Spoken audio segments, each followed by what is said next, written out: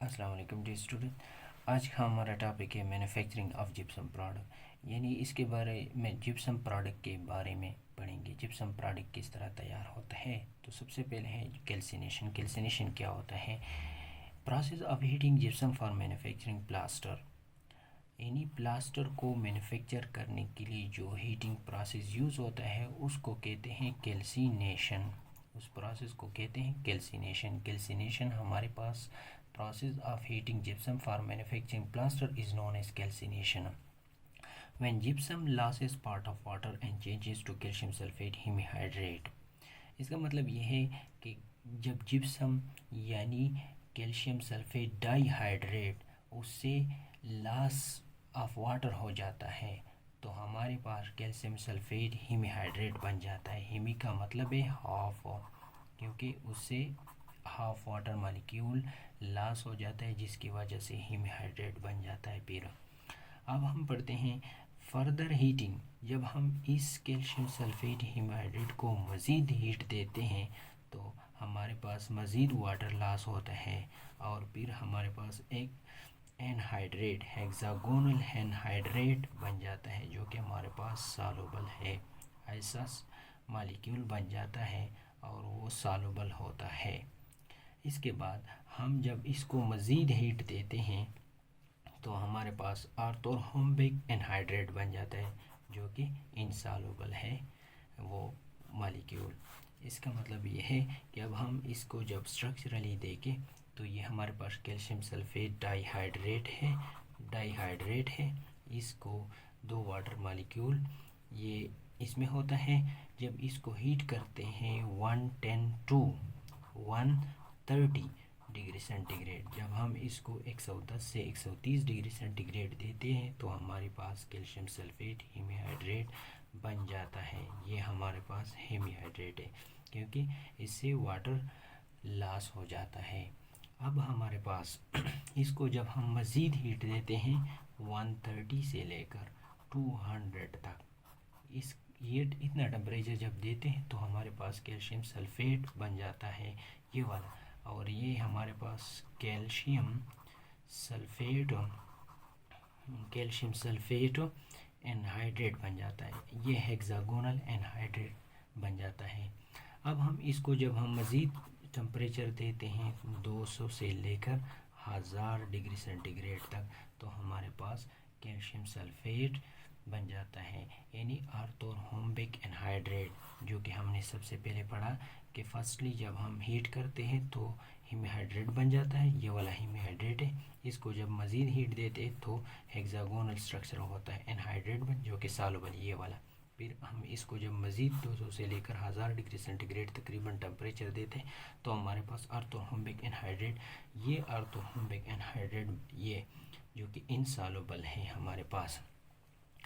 इसका मतलब ये है कि जब हम जो ही इसको हीट देते हैं, मज़ीद इस स्ट्रक्चर को हीट देते तो ये इससे मज़ीद वाटर लॉस हो जाता है और वो मज़ीद इनसॉल्युबिलिटी की तरफ आहिस्ता आहिस्ता जाता है।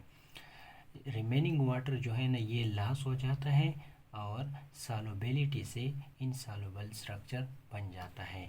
अब हमारे पास है दो किस्म के स्ट्रक्चर होते हैं, एक अल्फ़ा होता है, एक बीटा होता है। अल्फ़ा एंड बीटा हीमीहाइड्रेट, वैसे तो हमारे पास प्लास्टर के जिप्सम प्रोडक्ट के तकरीबन 5 टाइप्स हैं, लेकिन जो इम्पॉर्टेंट वन है वो अल्फ़ा और बीटा वन है। अब हम इसको पढ़ते हैं कि अल्फ़ा किस तरह तैयार होता है और बीटा हीमीहाइड्रेट, जो कि हमने पढ़ा है कि डेंटिस्ट्री में जितने भी जिप्सम प्रोडक्ट होते हैं वो सारे के सारे हीमीहाइड्रेट पर डिपेंड करते हैं, यानी हीमीहाइड्रेट से डिराइव होते हैं। अब हम डिपेंडिंग ऑन कैल्सिनेशन, जो कि हमने पहले पढ़ा है कि कैल्सिनेशन एक हीटिंग प्रोसेस है।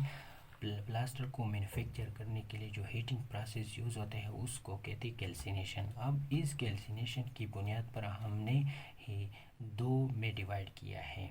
एक है बीटा हीमीहाइड्रेट जो कि प्लास्टर होता है और दूसरा होता है अल्फ़ा हीमीहाइड्रेट जो स्टोन होता है। ये दोनों अल्फ़ा एंड बीटा हीमीहाइड्रेट जो होते हैं इसको अगर हम देखा जाए तो ये दोनों के दोनों केमिकली सेम होते हैं। केमिकली दोनों सेम होते हैं, alpha and beta chemically same होते हैं। केमिकली दोनों सेम होते हैं, लेकिन अगर हम इसको मज़ीद देखा जाए तो इसमें डिफरेंस होता है, और उसमें होता है crystal size and form. Crystal size and form वो उसका डिफरेंट होता है। केमिकली सेम होते हैं, लेकिन इसके क्रिस्टल साइज में फ़र्क होता है। अब हम आगे आगे पढ़ेंगे वीडियो में कि क्रिस्टल साइज किस में कितना होता है, लार्ज होता है, स्मॉल होता है, और फॉर्म में कितना डिफरेंस होता है। लेकिन ये है कि केमिकली दोनों सेम होते हैं। इसके अलावा अगर हम बीटा हीमीहाइड्रेट की बात करें, तो ये हमारे पास होता है स्पंजी एंड इर्रेगुलर।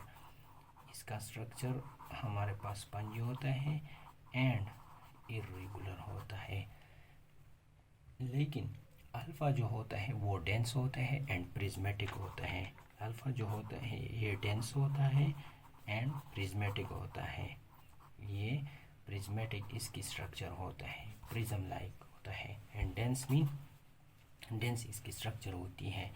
उसमें स्पंजी स्ट्रक्चर होता है और इसमें डेंस, क्योंकि इसमें स्पेसेस होते हैं और इसमें स्पेसेस नहीं होते अल्फ़ा हीमीहाइड्रेट में। अब हम देखते हैं कि डेंटल प्लास्टर जो हमारे पास है, एक अल्फ़ा होता है, एक बीटा होता है। अल्फ़ा हीमीहाइड्रेट को किस तरह हम मैन्युफैक्चर करते हैं, और दूसरा है डेंटल स्टोन, जो कि हमने पढ़ा है कि अल्फ़ा हीमीहाइड्रेट या स्टोन एक ही चीज़ है, वो किस तरह तैयार होता है।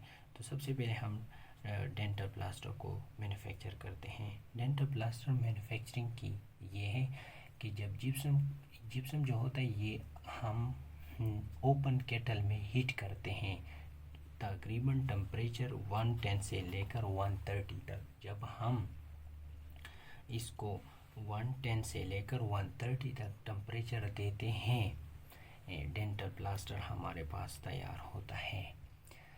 लेकिन इसमें यह है कि ये है हीमहाइड्रेट, ये हाफ वाटर मॉलिक्यूल इसमें होता है, और इसको हम बीटा हीमीहाइड्रेट कहते हैं। बीटा हीमीहाइड्रेट ये कैल्शियम सल्फेट डाईहाइड्रेट है। जब हम इसको हीट करते 110 से लेकर 130 टेम्परेचर के दरमियान, तो ये हमारे पास बीटा हीमीहाइड्रेट बन जाता है। इसमें हाफ वाटर मॉलिक्यूल होता है इसका। लेकिन इसमें जो प्रोसेस होते हैं, क्योंकि सबसे पहले हमने पढ़ा है कि अल्फ़ा और बीटा हीमीहाइड्रेट को हम डिवाइड करते हैं किस बुनियाद पर, वो हम सिर्फ और सिर्फ कैल्सिनेशन, जो कि एक प्रोसेस है, हीटिंग प्रोसेस है, उसकी बुनियाद पर हम इसको डिवाइड करते हैं। अब इसमें जो कैल्सिनेशन प्रोसेस जो होता है वो ड्राई होता है, ड्राई कैल्सिनेशन प्रोसेस होता है। इसमें ड्राई कैल्सिनेशन प्रोसेस होता है डेंटल प्लास्टर मैन्युफैक्चर करने के लिए जो प्रोसेस होता है। इसके अलावा हमारे पास जो है ना, माइक्रोस्कोपिकली अगर हम देखा जाए तो ये हमारे पास फाइन क्रिस्टल होते हैं विथ कैपिलरी पोर्स होते हैं। डेंटल प्लाज्मा के सबसे पहले ये होता है, पोर्स इसमें होते हैं, एंड इसमें जो होते हैं ना एग्रीगेट जो होते हैं, फाइब्रस एग्रीगेट, वो फाइन होते हैं, फाइन एग्रीगेट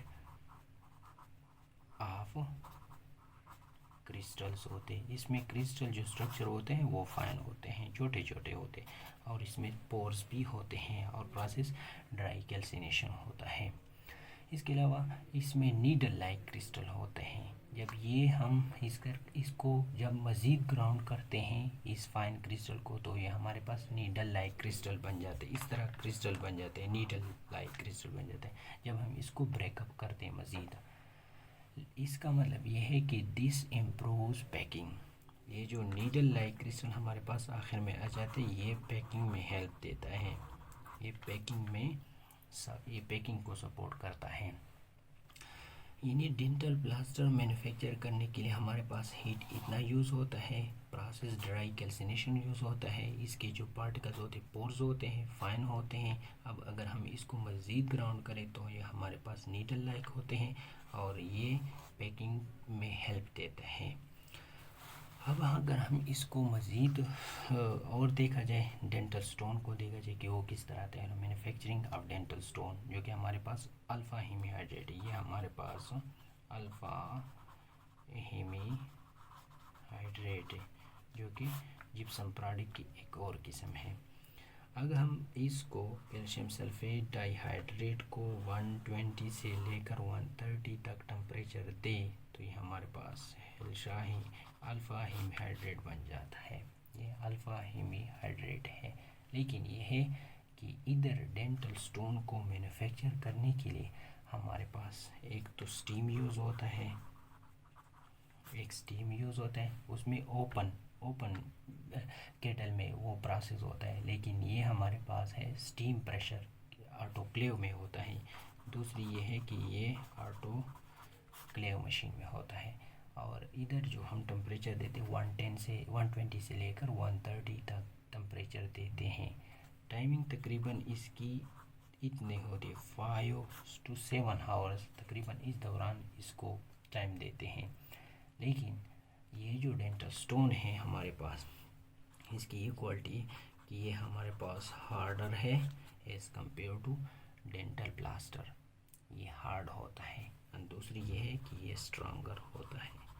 इसकी क्वालिटी टेम्परेचर 120 से लेकर 130 तक, इसके अलावा इस प्रेशर पे होता है, ऑटोक्लेव मशीन में होता है।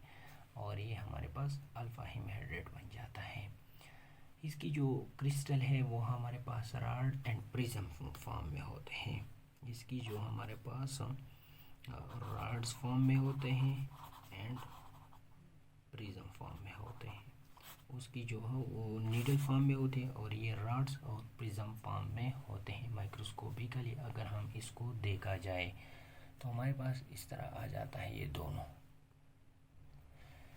अब हम इसको अगर हम मैन्युफैक्चरिंग ऑफ इम्प्रूव्ड स्टोन, जो कि एक और किस्म है जिप्सम प्रोडक्ट की, अगर हम उसको मैन्युफैक्चर करें और उसको देखा जाए तो हमारे पास gypsum calcined by heating in 30% calcium chloride solution. इसका मतलब ये है कि हमारे पास जब जिप्सम को कैल्सिनेशन प्रोसेस से लेकर और 30% कैल्शियम क्लोराइड सोल्यूशन में ये रखा जाए तो ये हमारे पास ये इम्प्रूव्ड स्टोन बन जाता है। क्लोराइड जो है ना वो वाश्ड आउट होते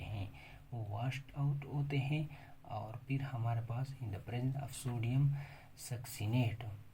लेकिन यह है कि ये पार्टिकल हमारे पास डेंसेस्ट ऑफ ऑल 3 टाइप। ये पार्टिकल जो होते हैं ये डेंसेस्ट तमाम से सबसे ये डेंस होते हैं।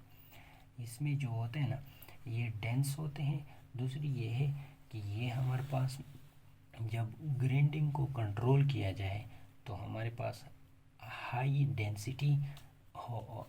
डेंसिटी इश्यू होता है। और इसके जो माइक्रोस्कोपिक पार्टिकल्स होते हैं वो हमारे पास क्यूबाइडल शेप होते हैं। इन्हीं इम्प्रूव्ड स्टोन को मैन्युफैक्चर करने के लिए 30% कैल्शियम क्लोराइड सोल्यूशन चाहिए। इसके अलावा क्लोराइड बाद में वाश्ड आउट होते हैं, लेकिन सब पहले ये 30% यूज़ होता है। और दूसरी बात ये है कि ये डेंसेस्ट पार्टिकल्स होते हैं, इसमें डेंसेस्ट होते हैं, तमाम से डेंस होते हैं। और इसमें जो है ना डेंसिटी भी ज़्यादा होती है, डेंसिटी हाई होती है और क्यूबाइडल होते हैं। क्यूबाइडल शेप पार्टिकल्स होते हैं इसमें, क्यूबाइडल शेप पार्टिकल्स। लेकिन ये है कि ये हमारे पास ये दो ज़्यादा होते हैं, अल्फ़ा और बीटा हीमहाइड्रेट जो है ना उसकी जो मैन्युफैक्चरिंग है ना उसमें थोड़ा डिफरेंस है, वो सबसे इम्पोर्टेंट है। अब हम इसको अगर हम डेंटल प्लास्टर और डेंटल स्टोन की डिफरेंस की बात करें, क्योंकि ये दोनों एक साथ चलते हैं, एक में प्रोसेस ड्राई कैल्सिनेशन होते हैं, एक में वेट कैल्सिनेशन, लेकिन होता दोनों में कैल्सिनेशन प्रोसेस होते हैं। हीटिंग प्रोसेस जब हम जिप्सम प्रोडक्ट को हीट करते हैं तो हमारे पास या तो अल्फा हीमहाइड्रेट बन जाता है या बीटा हीमहाइड्रेट।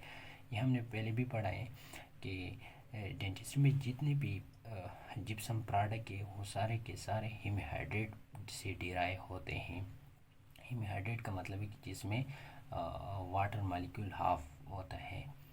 अब हम इसको मज़ीद डिफरेंस इसमें मज़ीद देखते हैं कि इसमें क्या डिफरेंस होता है यानी डेंटल प्लास्टर और डेंटल स्टोन में। अगर हम मैन्युफैक्चर की बात करें, इन दोनों की मैन्युफैक्चरिंग की बात करें, तो प्लास्टर में सबसे पहले प्लास्टर वन है, तो हमारे पास प्लास्टर में जो प्रोसेस होता है वो हमारे पास ड्राई कैल्सिनेशन प्रोसेस होता है।